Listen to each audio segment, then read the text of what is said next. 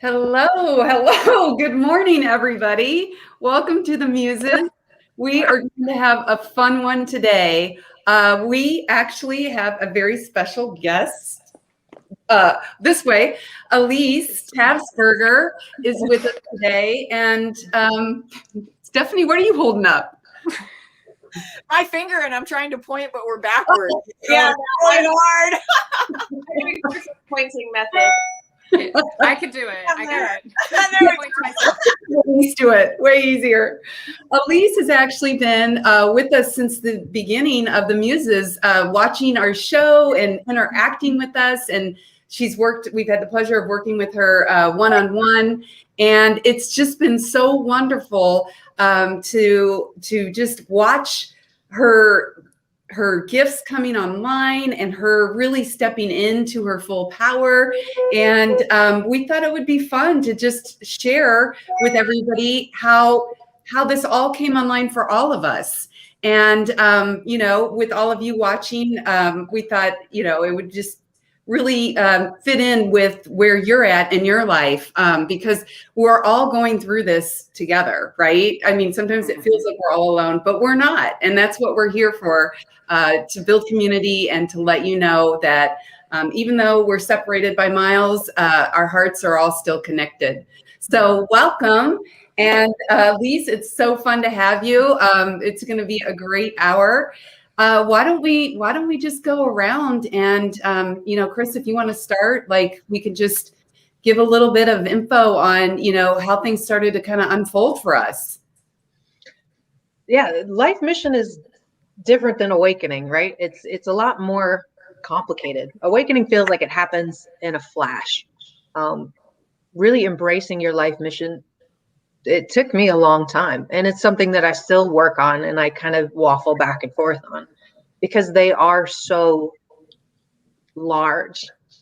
And I say a lot of people that are attracted to this show or this type of energy, a lot of them have global missions. They have missions to change the world in one way, shape, or form. And that is really difficult to embrace.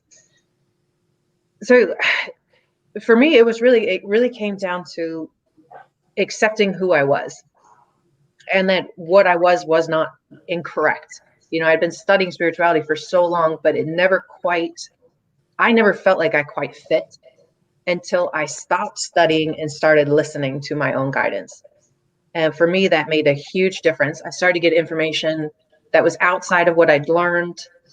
I started to have dreams that really encouraged the mission that I was on. And then I started to find people who could mirror back an image of myself that I had never seen before, all of which culminated in realizing that I was exactly who I was meant to be. There was no mistake in it. And I built all those things, all those gifts so that I could do that mission. And while it's still intimidating, it feels right.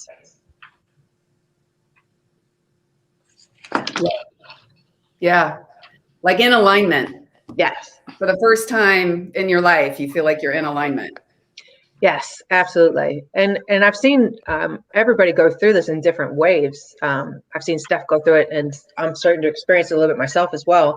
When you are in alignment, stuff starts to shift for you. Once you embrace your mission with your heart, all of a sudden things start clicking in. They're like, oh, here's all those steps you were hoping for and praying for and wishing for decades. Here they are. We were just waiting for you to embrace your mission with your heart. And that's a very cool feeling.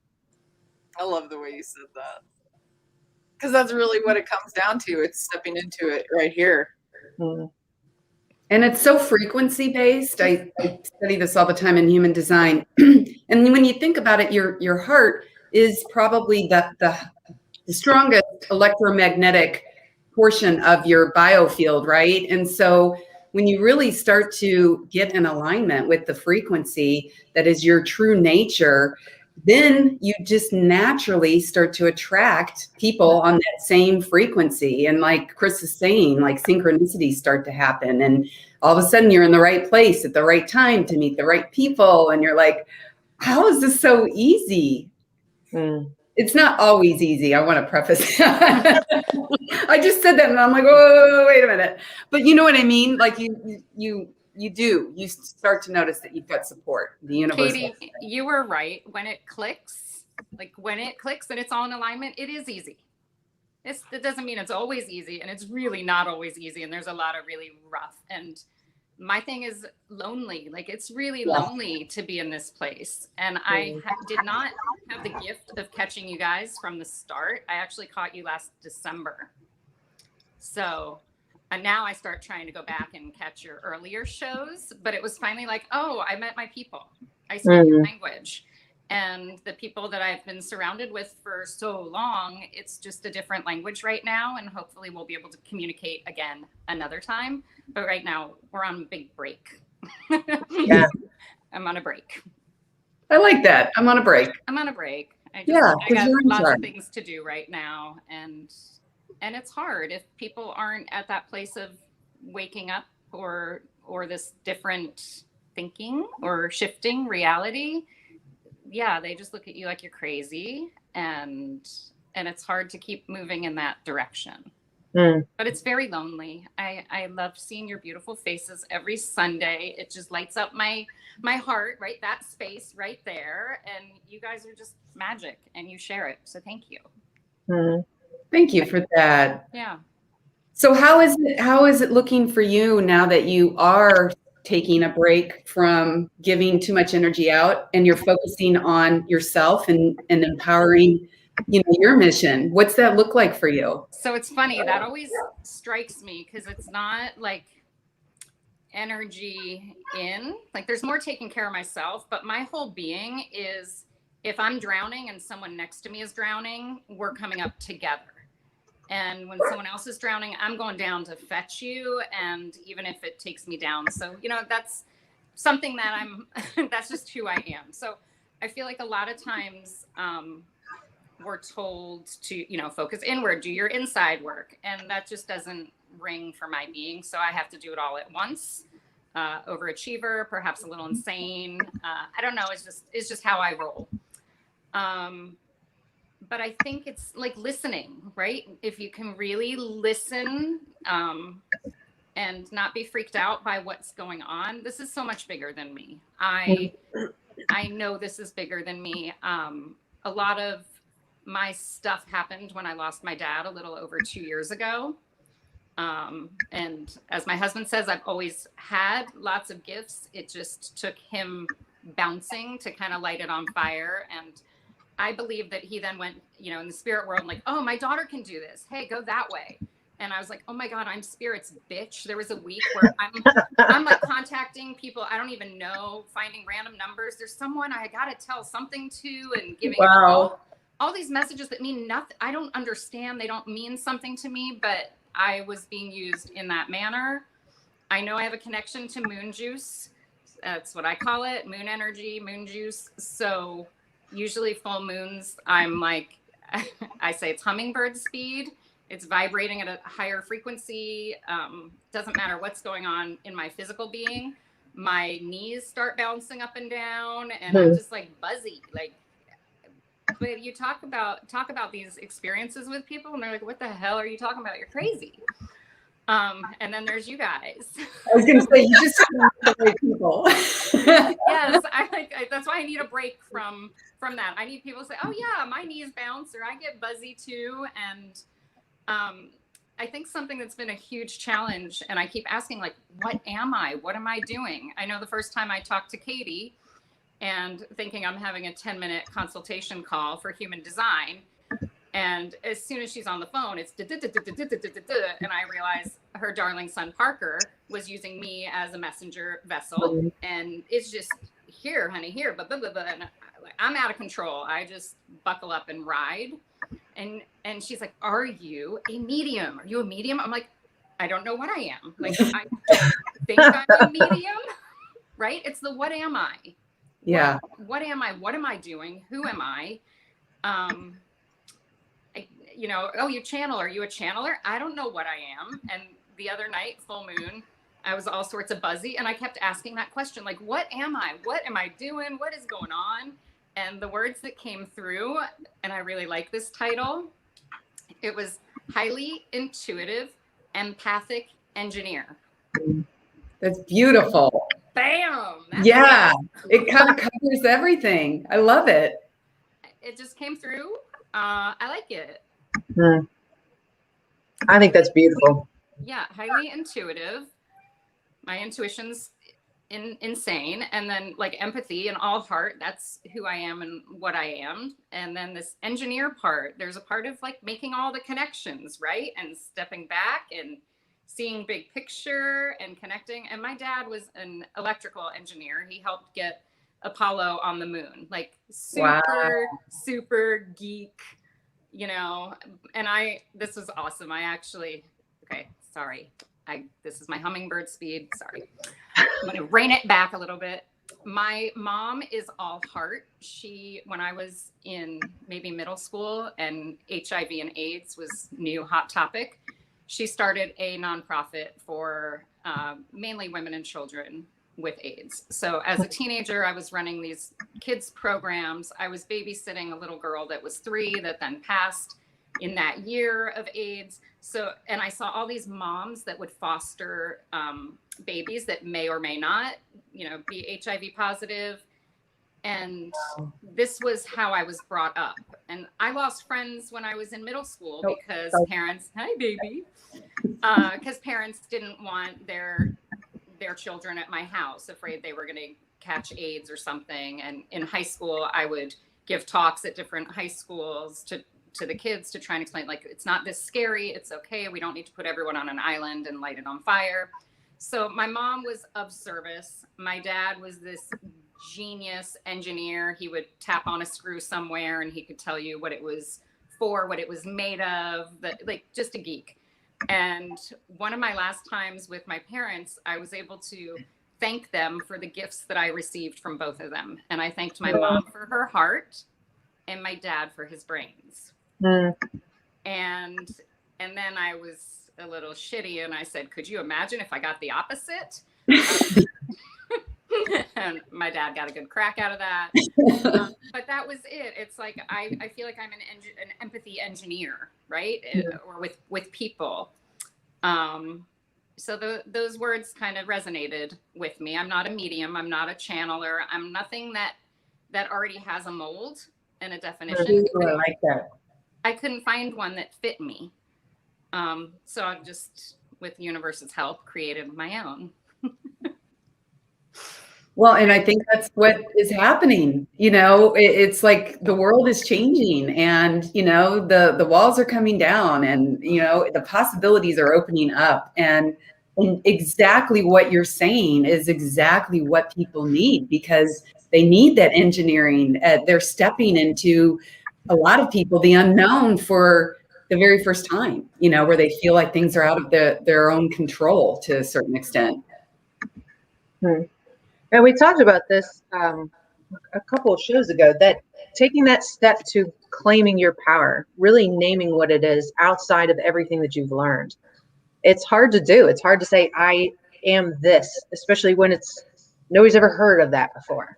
You almost feel you have to justify some of the knowledge that you have, some of the wisdom that you have, because it's not in a book that somebody can read and reference. That's that next level. That is accepting your mission, when you take that level and you embrace what feels right to you and not necessarily what's right for the world. You're not trying to please everybody else's soul. You're trying to honor your own soul's mission. And I don't think I could have gotten to that place without all the dark and heartache and struggle and ugly. And I think there's a lot to be said for that. If you're swimming along, and everything's flowing easily and the kids are off at school and if you're able to do your thing, yeah, I would still be there. So 5 years ago, I turned 40 and was diagnosed with stage 3 breast cancer. First ever mammogram, triple positive, super speed. So it was within 2 weeks off to chemo. And I think with cancer, you think, I kept being told it'll take a year and you'll be better. No, there's no year and no better. No, it just, the gift that keeps on giving, right? Absolutely right. And so, 5 years of ups and downs with that, where I'm thinking that's the hardest battle, and was living in fear of cancer coming back. And then about 2.5 years ago, my son was 5 and he had a medical nightmare. It's even hard to put into words. It was like a complete shift in behavior, energy. He used to wake up in the morning hugging me, "I love you, beautiful mommy," and he woke up growling, punching me, and saying, "I want to kill you. I want to cut you." It was that severe. And my intuition, my gut told me that something is medically wrong. Now, my son is adopted. He was people like to call him drug and alcohol baby. He spent 6 days on life support. I had this kid's energy and soul from the first moment I grabbed him at 6 days old. He was going to be just fine. His eye contact, like he could communicate unlike any other. This child is so empathetic when he's healthy. If we're driving, he sees a homeless person. "Mommy, we need to feed them." Or "I wish I could give you all homes," like seeing the tent thing under a bridge. Yeah, no, it's all heart and empathy. So this kid I know is here for a reason. He's mine for a reason. And when he had all this medical stuff, as you start going to seek medical help for a Black boy, 5-year-old drug and alcohol baby, we were so dismissed. And this just brings up more of our broken, as we're looking right now at all of these broken systems, and we see feminism and we've got racism and like just everything's broken. Trying to get treatment for this child. It took 9 neurologists before I got the proper diagnosis, and was able to start getting treatment. 3 hospitals. We're in Los Angeles, where we've got some of the best of the best. We were seeing the best of the best, and we were being dismissed. And yet through this struggle with him and learning about this illness and understanding how much inflammation, this autoimmune response misdirected, right now it's hitting like basal ganglia. So it deals with movement and mood disorders. Look around. We are all so unhealthy right now, just as a community, society. I got you, Steph. We're having that conversation. Like, you hear me? Yes. And I was able to tap into some of what was going on, at least for my baby. And now it's to the place where I'm out and I see a kid. Also, more history. I taught elementary school for 22 years. So my entire life was studying children and trying to figure them out. And those little beings that you could tell are so bright and sparkly and loving. And then all of a sudden, they're really, they're struggling.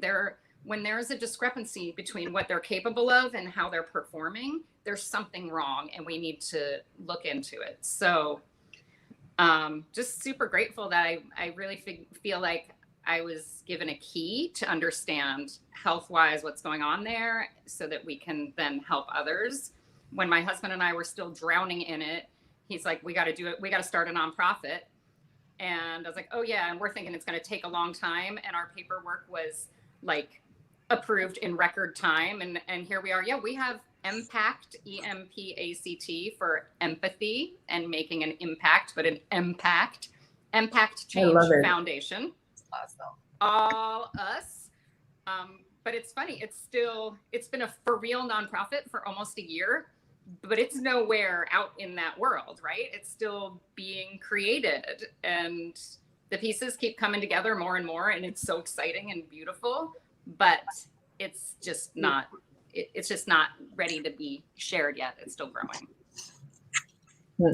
It's being nurtured. Yes. You're such a nurturer. I love that about you. When we had our first meet and we talked about this, what you called fire brain. Yep. What I really saw, and I was getting a ton of downloads when we were talking, because the way you connected information really connected to what Steph is working on the DNA change level, was that all of us have this fire brain thing. Our brains are working very fast all the time. Now, some of them are out of alignment or out of balance for whatever plethora of reasons. Part of our journey here is to realign that, to balance that, using intention, using the Akashic records, using all the stuff that Steph is talking about. But this fire brain thing is not a sickness. It's not a mental health issue. The body is working differently for a reason, and learning to balance it will bring everything else into balance as well. So instead of treating children like they've got PTSD, or I'm sorry, what's the word I'm looking for? ADHD. ADD and ADHD, yes. Instead of treating them like there's something wrong, we treat them like they're human, and we help them balance out using intention and all this wonderful divine medicine that people like Steph are coming up with. I just really liked that this was not a one or twosie thing. This is, everybody's got this to some degree. We balance ourselves, and you can help smooth all that out. It's a very human experience. Yeah, it's like the difference between separation and unity, right? Oneness. If you look at the body as, mental illness, mental health issues, we're separating out this piece from this piece, from this piece, from this piece, etc. And when you look at the body that way, you're never going to achieve health. Just like on the rest of this 3D plane, if you're working in a space of separateness, you're never going to achieve fill in the blank, whatever it is that you're headed for. Harmony is what we're after. Oneness and harmony instead of separation. Absolutely. Steph, do you want to talk a little bit about your mission and how that really, because that's like a good transition in my mind, talking about this whole conversation. First of all, Elise, thank you. Thank you. Thank you for sharing the way that you do, and for doing what you do, and for embracing the way that your gifts are coming online, and accepting all of it, and stepping into it, and being that thing, and showing up in that way. Thank you. It's a lot. It's a lot. It's a lot. I really resonated with what you said about everything coming online with the death of your dad. Mm-hmm. And I'm having that same experience after the death of my mom several years ago. I'm sure you've heard me tell my story. I listen. It's so synchronistic, and the idea of creating something with the gifts that come online, accepting them, just opening up to them and receiving them, and then going, okay, how do we bring language to this? This new thing that you talk to people about and they're like, do what, huh? What you do what? What are you talking about? And so you have to find a way to articulate it and share it and give it a lexicon, give it a description, give it an energy, bring it to life, really, with all that you are and all that you do. Thank you for doing that. Thank you. I could feel like my dad in human form.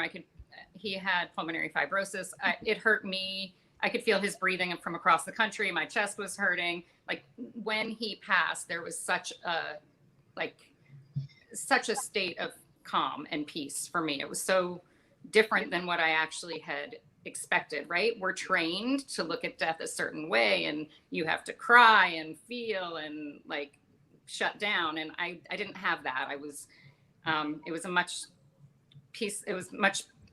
calmer, a peaceful place.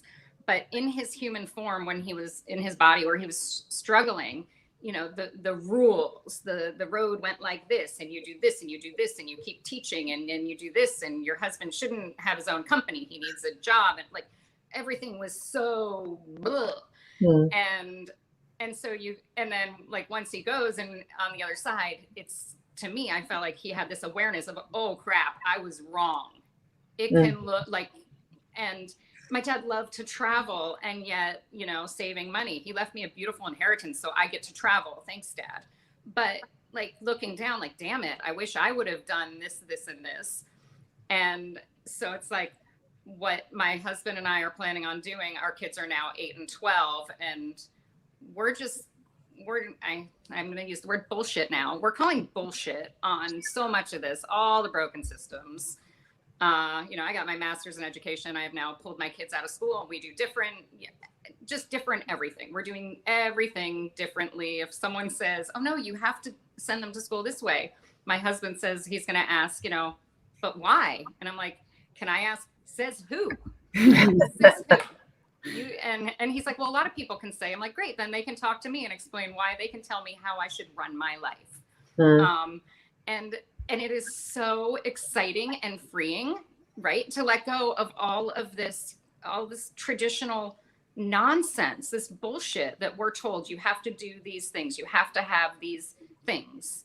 So we're I just want to figure out how to high five you. I don't know. just slap your hands up. Yeah, we get to do what we want to do. And I think a great example of this, just not playing by the rules, with breast cancer, I had a double mastectomy, I lost nipples, I lost it all. And then it comes down to, oh, do you want the 3D nipple tattoos, which are not really 3D, but they're brown circles and they're shaded and it, so no, I lost those pieces and parts, and it felt so inauthentic to me to replace those pieces and parts with similar pieces and parts. So we started brainstorming, what are we doing instead? So at that point, after lots of surgeries and reconstruction and stuff, I had clamshells tattooed on my chest. So I became a mermaid. Right on. Right? Who says I have to get brown circles and replace nipples? I'm gonna be a mermaid so just doing something differently. And in the past couple of weeks, I just learned that one of my implants is leaking silicone, so it has ruptured. So now it's like, okay, they gotta go. And I'm like, I'm not switching them out. I'm losing clamshells now and implants. I'm gonna have a clean slate. We'll see what's next. And I think that's part of the flow too. I spent most of my life fighting everything that didn't go the way I thought it was supposed to go, right? And that's where the suffering is. That's where the struggle is. But when you I quit, I give up, I'm just gonna flow with it, whatever comes my way. Oh, yes. Right on, Jennifer. Yeah, I just don't want to play anymore. So any suggestions on what I should do with my new canvas? Really? You could have a whole ocean. An aquarium. Yeah.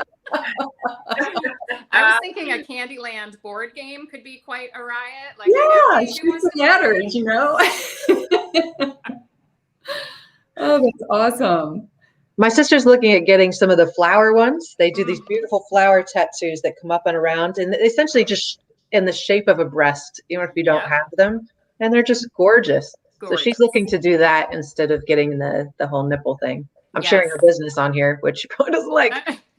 I won't tell her. Well, the 3D nipple tattoos, they give us temporary tattoos to try on different colors and sizes, which I never put any on the actual breast. Like but put them everywhere? No, I put it on my hip.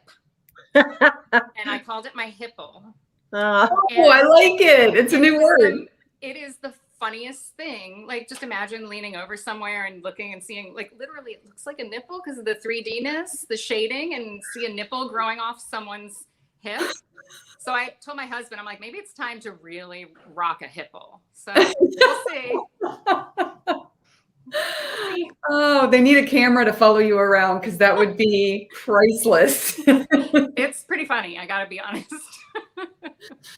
Well, you nailed it. I think laughter is such the key in life. One of the big secrets, just to be able to ride the wave and roll with the punches and smile and make the most of it.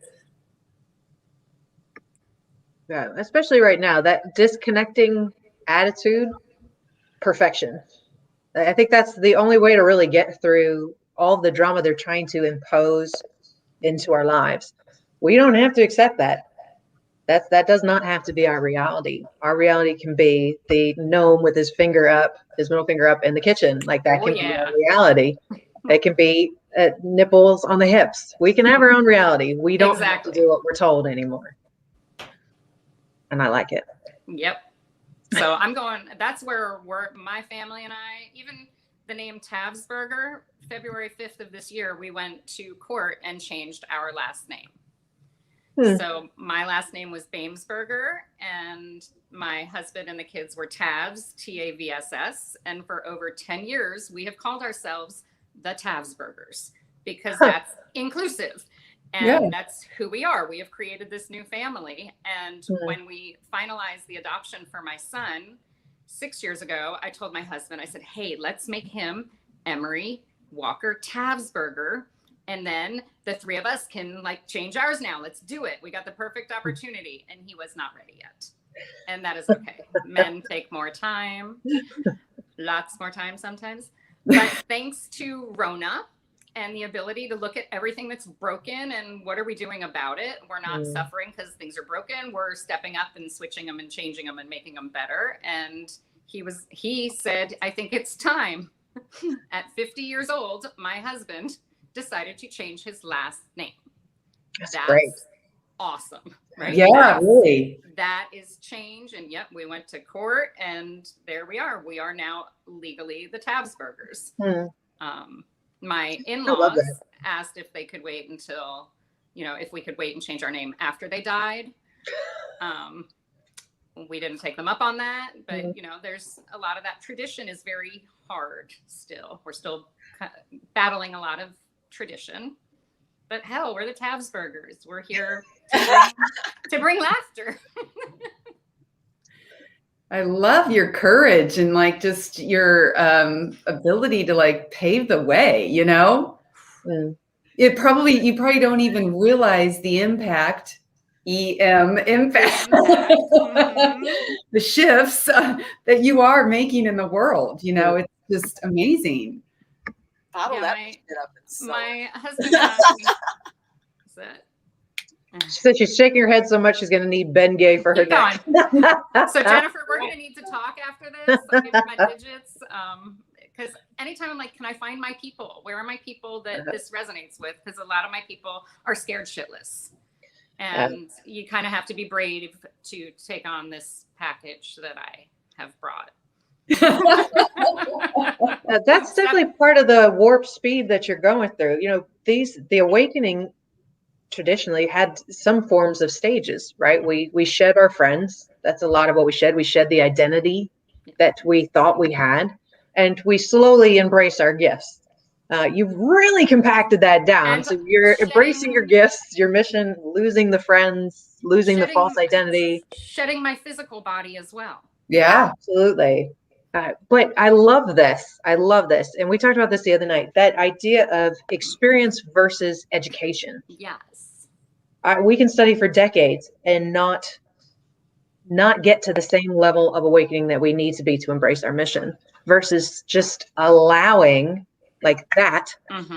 And now you are working your mission. You don't need those decades of other people's information and wisdom. You're open to your own. And I think that is a very, very cool way of doing it. That's definitely not the way I did it. I wasn't brave enough for that. But I love it and I commend it. I didn't have a choice. I'm going to say thank you anyway, because that's something I'm working on is just somebody wants to give me some love. I'm going to say thank you, right? And I appreciate it and let that sink in because we need that goodness always.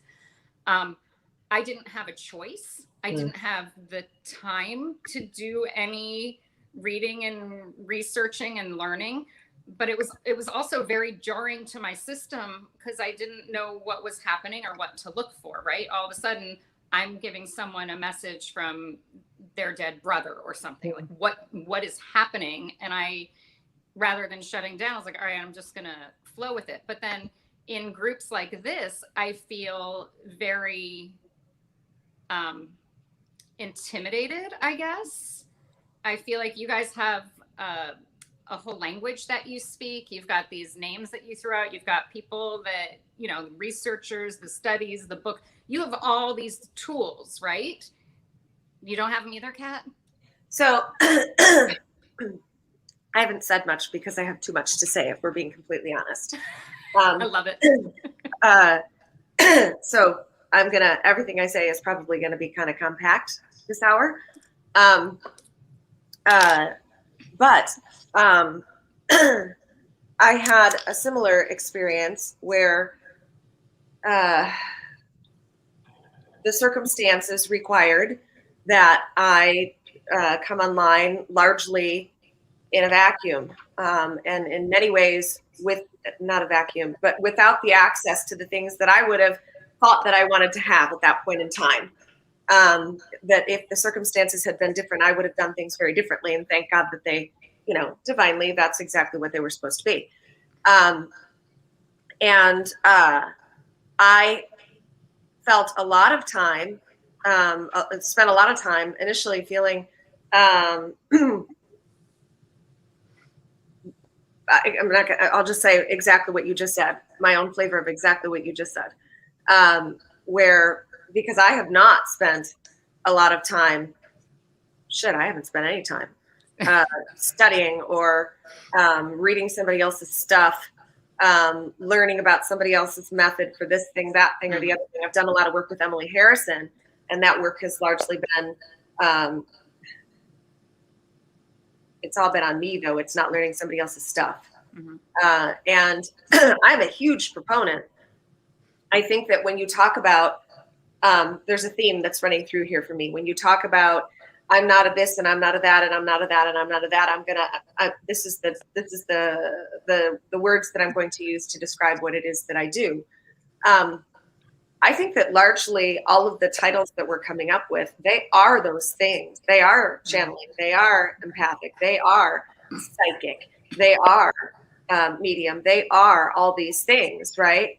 But the old mold, the old paradigm, the old casing that held us into this tiny little gap, and said, this is what you are, and this is what you have to look like, and this is what your life has to look like. This is how you have to show up, and this is what people are going to think of you.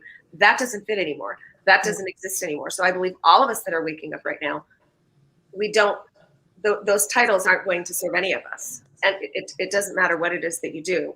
And we will also not find the fullness of our mission and what we are here to do if we claim those titles, because every one of us has a unique, beautiful many tweaks that we're doing that will fit in nicely with the rest of the community and everything that is needed on this planet. So it's really important that we do that.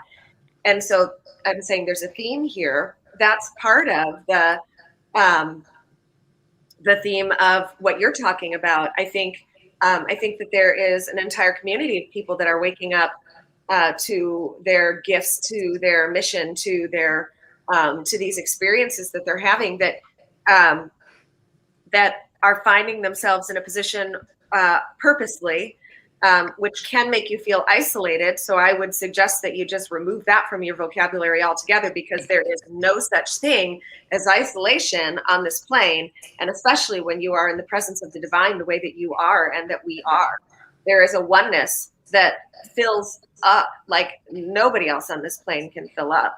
And so I just want to put that out there, because I think the stories that we tell, if we talk about how lonely we are, and we talk about this and we talk about that, that's what people hang on to and gravitate toward and resonate with in their experience. If we talk about different ways of having that experience, that will open up for people as well.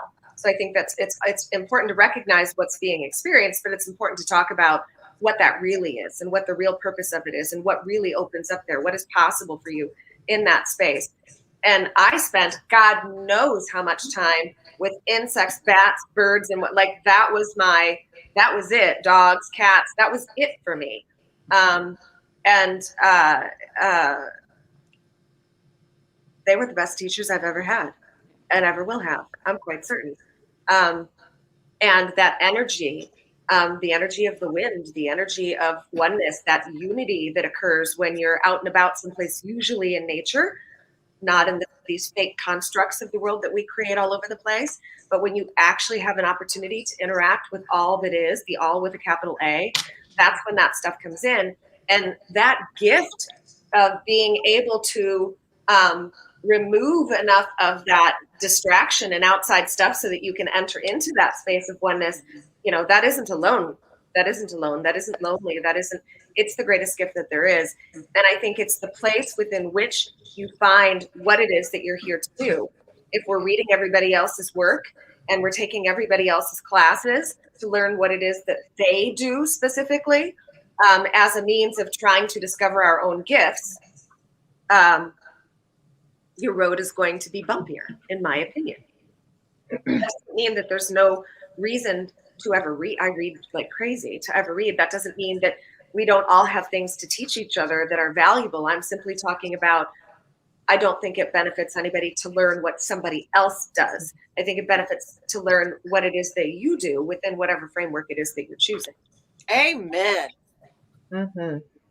Well said. I'm getting this flash as you're talking, Kat, and it's this beautiful synchronicity to share because it goes right along with what Elise was saying, and your whole explanation of, okay, there's another way to look at this. I channeled Cell to Soul through the space of the Akashic Records, this workshop that I teach, where I bridge the gap between cellular health and the celestial realm to bring that insight and perspective into people's awareness. It was not until after my second run of this workshop that I discovered Dr. Joe Dispenza. I'm not kidding. I wish I was. This is how much I just went into my own world when my gifts came online. And it was me and the divine co-creating. And I'm having this experience and I'm sharing this knowledge and crafting a workshop around it, giving it a name, bringing language to it, teaching people going, oh shit, I've never heard it quite like this before. What is she teaching us? And I'm going, I don't know. It came from the record. You too. Let's do this. And then somebody sends me this graphic. This beautiful graphic, and I've got it somewhere saved on my phone. I remember the quote, and it was DNA based, and it just brought my entire field online. I'm like, this is what I teach. Who is this guy? And I look at the bottom, and I'm like, all right, we're going to Google him. Dr. Joe Dispenza. And I sit there, and I'm like, no fucking way. Right on. Right on. Yeah, like we're doing this. We are freaking doing this. And I'm like, spirit. Oh, and I'm like, I'm getting tingles now, just like reliving the whole thing. I'm like, this is big. Like this is real. This is so big and it's so much bigger than me. And had I not just like allowed and received and been in the place with all of it where I could step in with my heart and just explore like the alignment of who I am and the experiences I've had and my knowledge in cellular health and the way the cells dance and sing with the DNA and what happens in the body when we bring signaling into it, all of this stuff and what I know and what I've lived and experienced was poured into that workshop and then completely validated. Completely validated. So cool. It's so cool. So cool. So freaking cool. Yeah, and I think it's really one of the things that you talked about. Like, it wasn't until the second run of this thing that I learned this thing. None of us truly learn what we're here to do until we step into the doing. It's through the doing, stepping into the faith of the doing, that we experience the fullness and receive the people that we're meant to receive. We always receive exactly who we are aligned for and ready for in that moment. And that person helps us to get to the next place while we help them with whatever it is.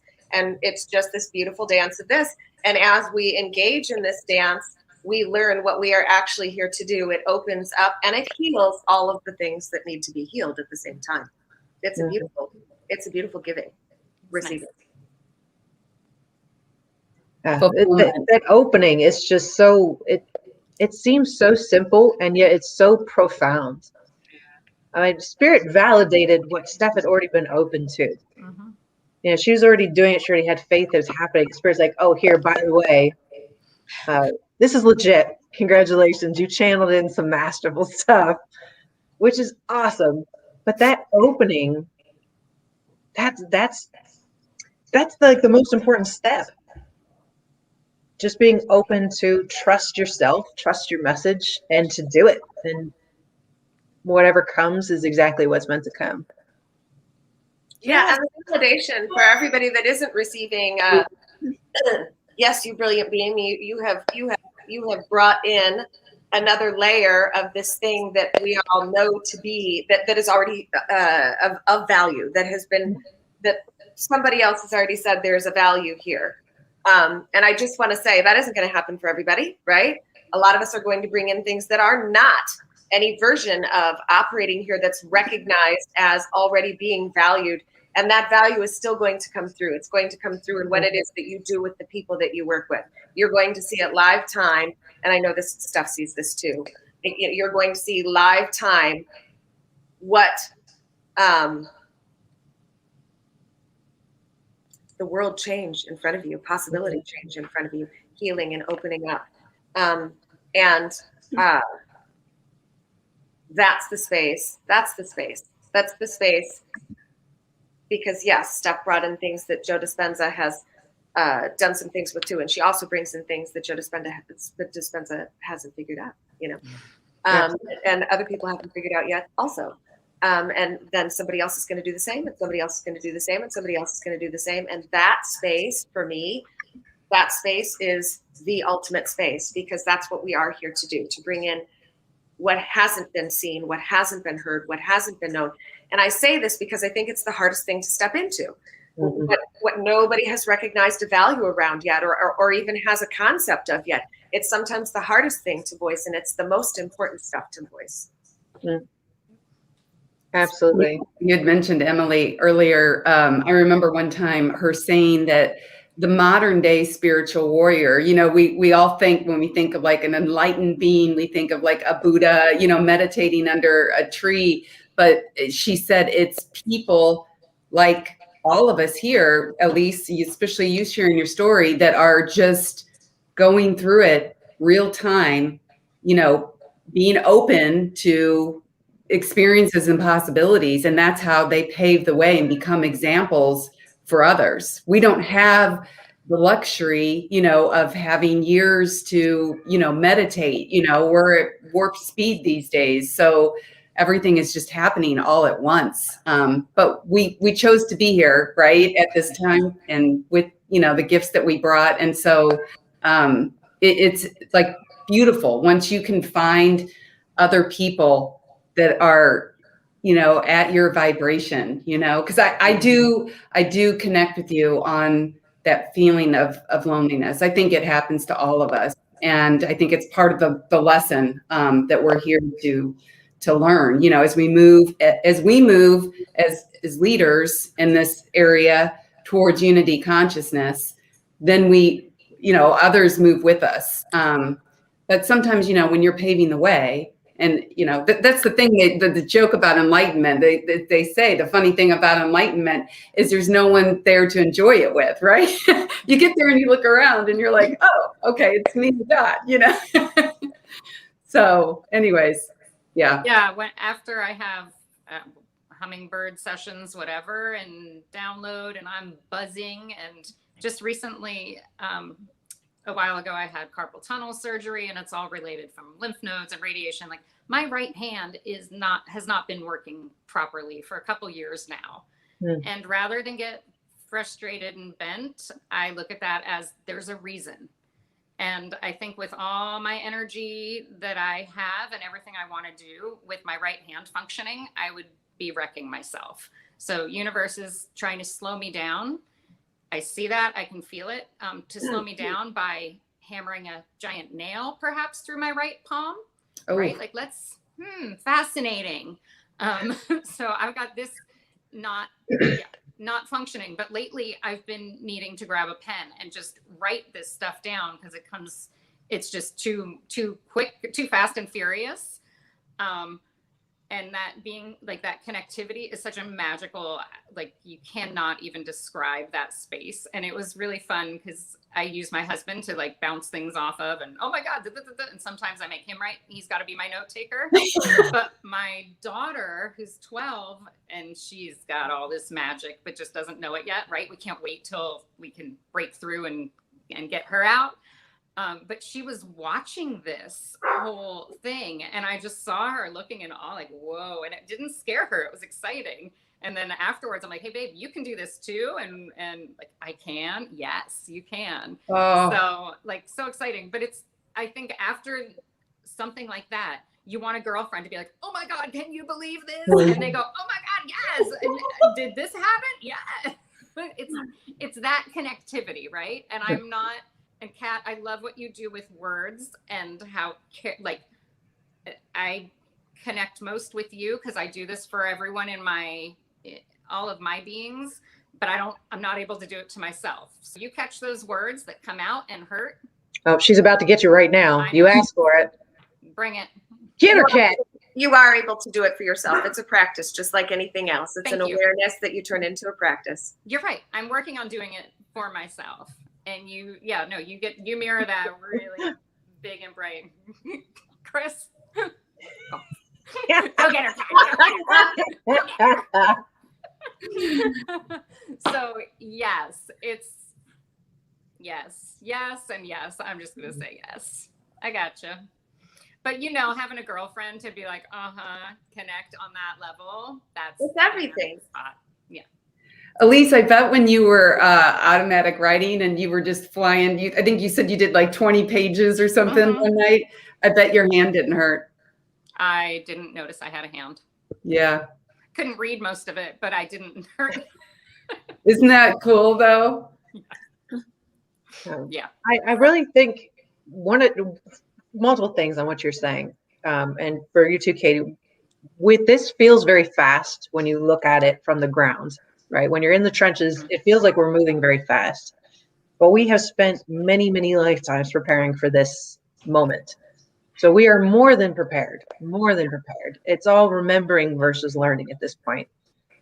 But I think there's a reason that the communities are so spread out. We have a greater influence when we're spread out like a web across the planet versus clustered in California or DC or any of these places. We're spread out. We have to find each other, but we have the mechanisms to find each other. And once we do, we're connecting these silver threads of energy across the entire planet. So our friends aren't our next door neighbors anymore. That's not the person you can always run next door to and share these wonderful accomplishments. But you can share them here on shows like this or in a blog on Facebook. And the light ripples out and affects countless other people that you might never meet or you might pull into your sphere. But I think there's a reason that we're separated the way that we are. I know that there's a reason that our soul groups are so disparate in this lifetime. And every time we get out and voice our truth, you're pulling people closer to you, whether it's to have a daily friendship, a daily conversation, or just someone who understands you and sees you. So I was very happy when you agreed to come on this show because I can already see it with Jen. It's people are pulled towards you when you voice your truth. And we're creating that beautiful web. No fear of speaking my truth or no, we're brave and bold and speak. And speak. Katie's like, are you worried about saying anything? No, there is nothing is private. Nothing is sacred. If anything can help support someone, teach, lift, bring some light, then we put it out there. That's how we roll. Absolutely. We need more people to roll like you. Yeah. And I think having said that, I think boundaries are important. I think that they do matter.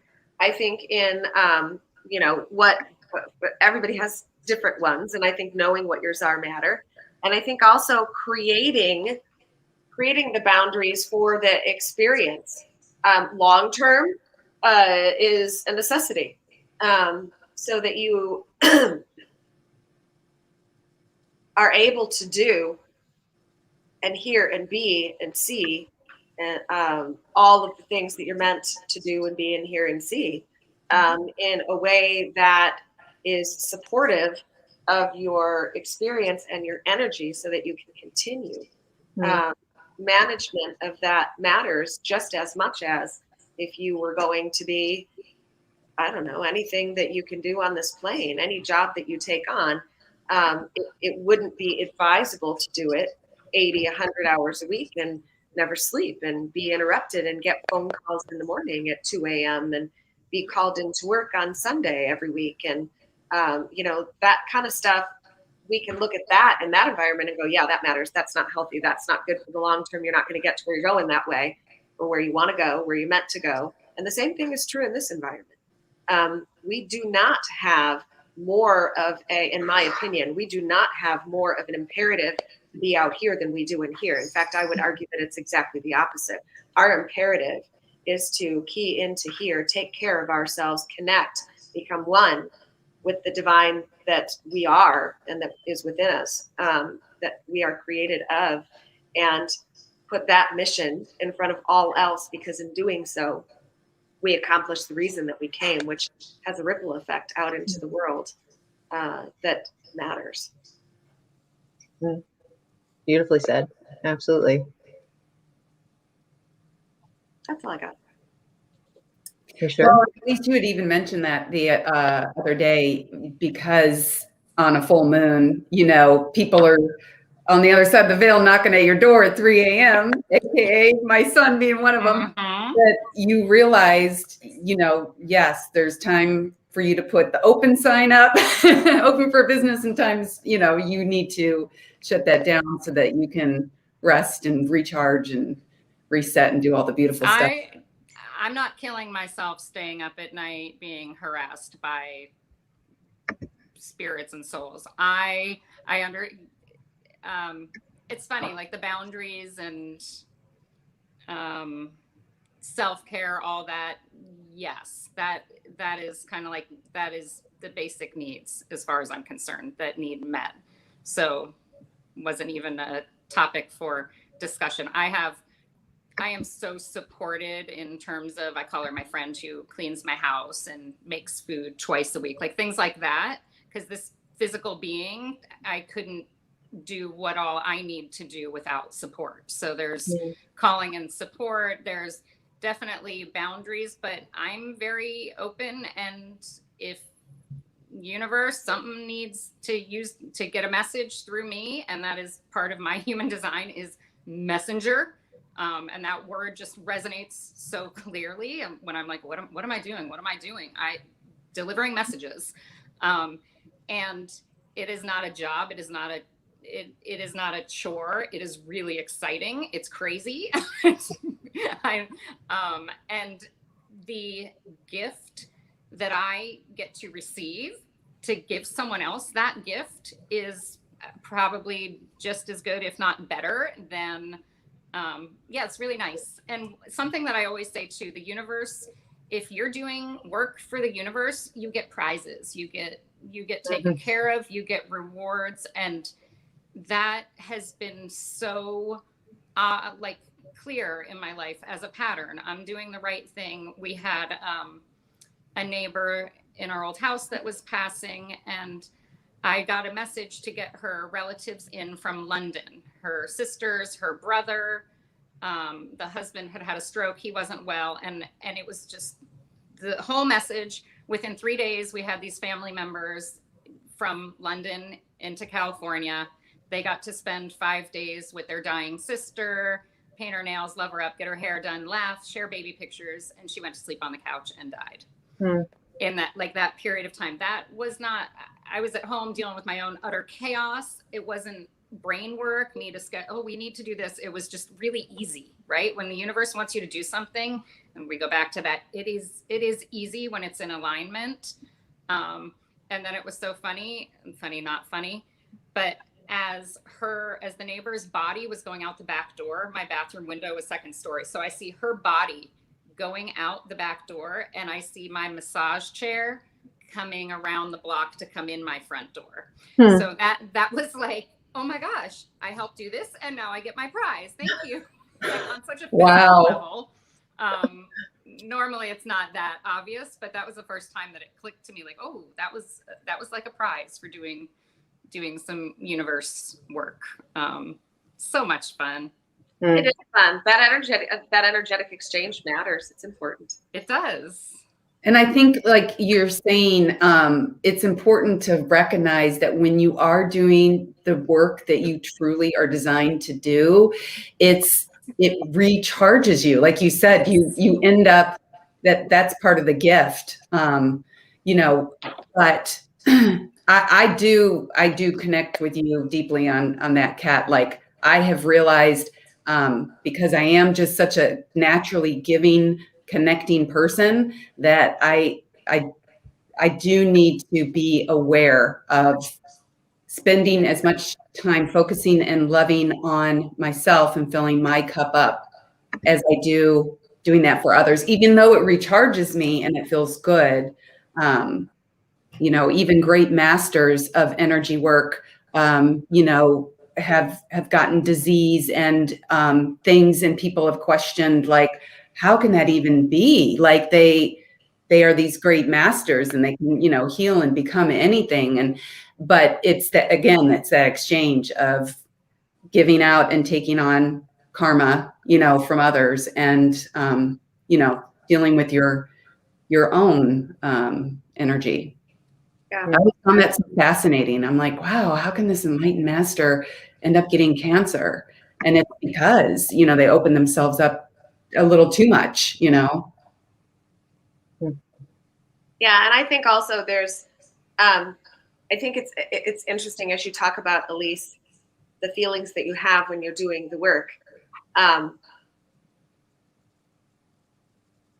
There's an excitement there. How do I don't want to make it sound like I'm not excited about what I do anymore, because I love what I do more than anything. But it used to be more of like, woo! And it's not like that anymore. It's a more grounded, peaceful, not to say that that's not grounded or peaceful in any way. That's not what I'm saying either, but it is a more grounded, peaceful,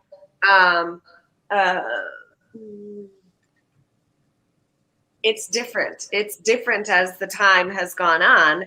The experience is different, and as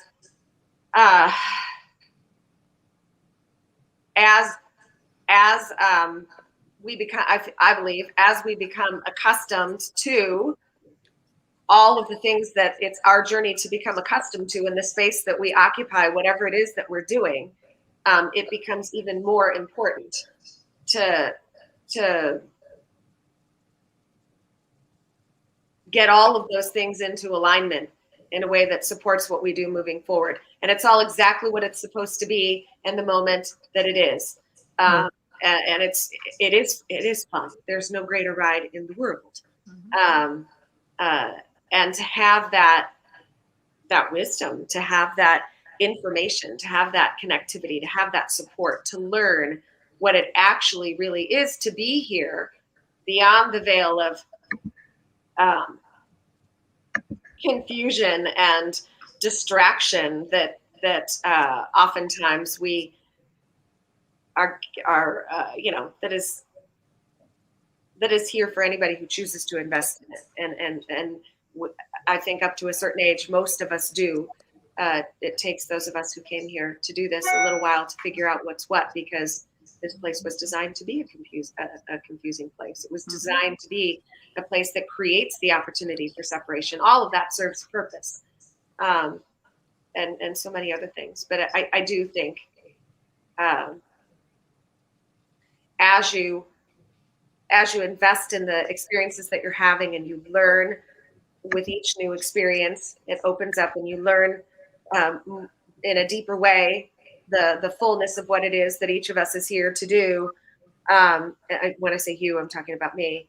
And the value of and the need for structure, guidance, accountability, support, boundaries, all that stuff,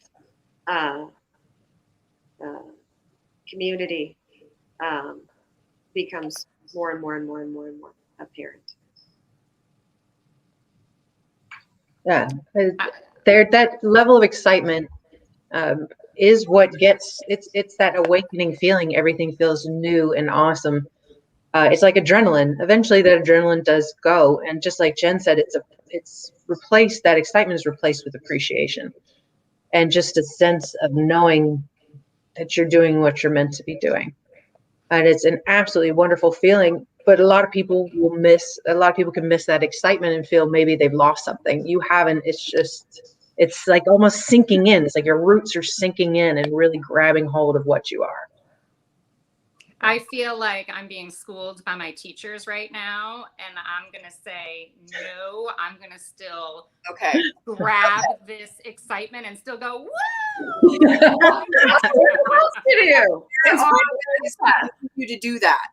There are ways to continue to do that. There are ways to continue to ride. There are ways to continue the excitement. There are ways to continue stepping in new ways and finding new excitement and bringing new gifts online and having new experiences and new downloads and new information coming through you and your work. And it creates a whole new level of excitement. Yeah, and I don't think anybody is saying anything other. The excitement is not going to go away. It morphs into something more mature and wonderful. It's like a marriage, really. You love this person and it's all exciting and crazy and you can't even think in the beginning, right? Sex, nothing but sex. And then, Right. yeah, then over time, hopefully, you still love this person. And it's deeper and it's better and it's more amazing in 100 different ways, but it isn't the same thing that it used to be. Well, I get excited hanging out with you ladies. That's all I know. Yeah, do. I think it's better. That's what I Say it again, Steph. think. It's better than it ever was. It is exactly as it should be. Yeah. It's hard to articulate the excitement thing because while I completely agree with what Kat and Chris are saying, I also don't because there is something more. Yeah. There is The way there is a bigger excitement. There is a bigger, I don't know. I feel the same way. Like I agree with what I'm saying. Obviously, I said it, but I also agree with what you're saying. Yeah. There's always more. There's always new exploration if you choose it. There's always new excitement. There's always new fear. There's always new. Mhm. And it's fun. Jen, she's like, keep going.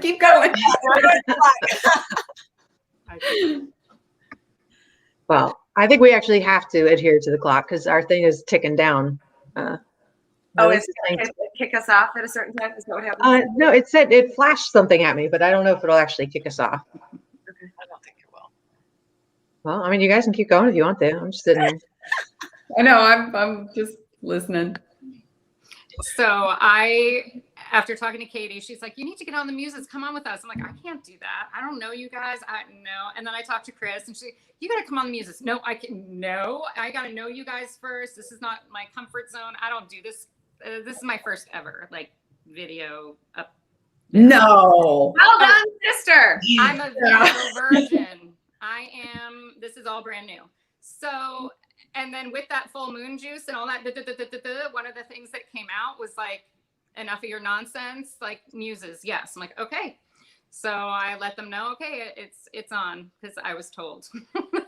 Yeah. And you were very open. Like anything's on the table. Like use me, in the messenger capacity that you are here to be used. And the way that you've shown up also in this space is very open, very giving, very in the flow of your experience and very confident and lovely. So thank you for taking that step. Thank you. Yeah. When I started seeing you guys, I'm like, there's my people. Like I have a tribe here. You guys talk and do your magic. I'm like, yes, magic. I hear you. I feel you. I got you. I understand. So thank you so much for letting me be in this space with you guys. Thank you so much. So grateful. Anytime, Elise. Anytime. You are a blessing. Thank you. Absolutely. And Jennifer's even saying, thank you for listening to your higher power. Ain't no stopping you now, girl. I love it. I'm going. Life's Well, short. We're going to rock you this. back on. We'll have to check in every so often and be like, Elise, what's new? What's exciting? What's happening now? I love that idea. I love it. I'm like, come on, girls, do your happy hour, whatever you want to do. Like, I need more of these faces, and it's the energy that comes behind it. Stephanie, when you talked about that download, your whole being was sparkling. Yeah. Your whole space is, woo! I'm like, oh, it's so much fun to watch. Yeah, sparkles. Yes, we absolutely will do some kind of Muses happy hour, maybe in May, maybe in June, whenever we get off our butts and start talking about it. We'll make it work. We'll get everybody in to have a voice because this is a community. These these are your people, and everybody who's watching it is connected to you and to each other in a way that we haven't even begun to uncover yet. Right. It's just the start, just Yeah. the beginning. Yep. So that is very, very exciting. And I am going to have to do the countdown. I know y'all would just keep talking we got thousands of things to talk about. But I love you guys. Elise, thank you so much for coming on. Thank you. Thank everybody so much who is participating in the chat, for their love, for their comments, just for the energy that you guys put into this every single week. Please continue to join us every Sunday at 1 p.m. Eastern, 10 a.m. Pacific. Subscribe to the YouTube channel to get updates. Join the Facebook group to see other videos from our other groups that we post in there as well. And as always, love and light. Thank you guys so much. Enjoy your week. Stay strong, stay loving, and we'll see you next time.